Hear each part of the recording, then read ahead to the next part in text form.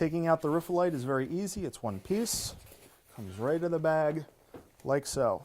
There's also a screen inside the bag. Make sure you can grab that. Otherwise, the Rifa will be pointless without this, so make sure you have this. To open the light, just like the Chimera, it's a bit on the awkward side, so it might take some practice and just some getting used to. You want to make sure that the mounting arm, loosen this, is away from the light and kind of in the position that you're going to put it on the stand. You're going to put it on just like this. Tighten it up. This handle can get out of the way just by pulling it out and moving it around. Put it back in and it will actually loosen and tighten the light itself. The light bag is Velcroed, so we can open that up.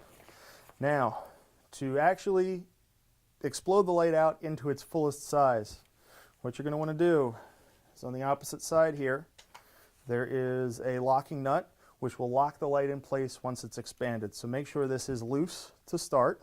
Okay?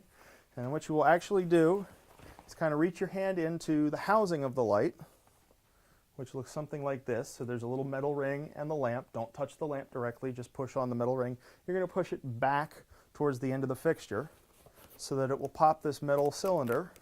Oh, still got my Velcro there. It'll pop the metal cylinder through this area over here, and once it clicks into place, you can lock it in. And you essentially have what was the Chimera and the 650 light. The difference here being the bag and the lamp itself and the fixture are all one entire piece.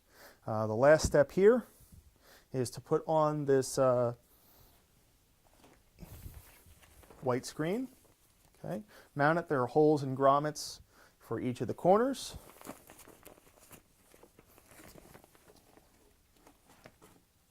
Let's see here. There we go.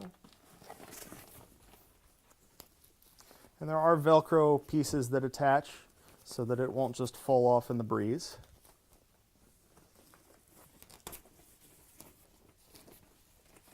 We'll do all four corners.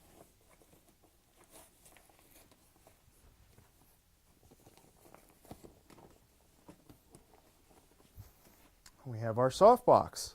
Plug the light into the wall, turn it on with the power switch on the cable, and you've got a nice soft light.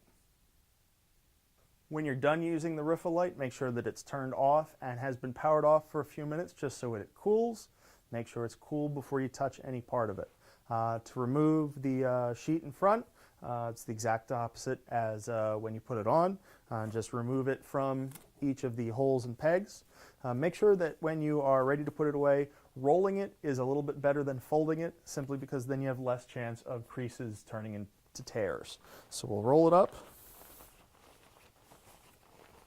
Fold it in half at that point is okay because it's making a larger crease. Okay, so there's our screen ready to go back in the bag. Disassembling the Rifa, again, just the opposite of when we put it together. First thing you'll want to do is loosen this locking nut on the shaft of the light. And then rather than pushing or pulling on the lamp housing, you can simply push on the metal cylinder and it'll pop out. Collapse it all down. Use the Velcro. Oops, Velcroed backwards.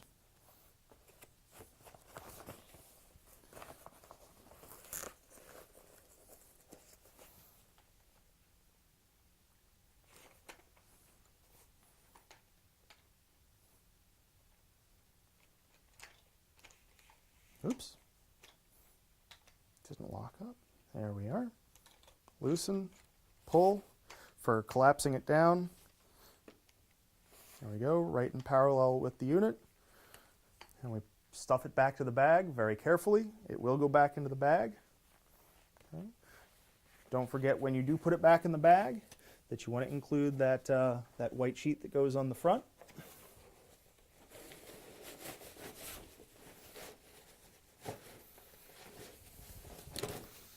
Back in the bag. Back in the bag, back in the case.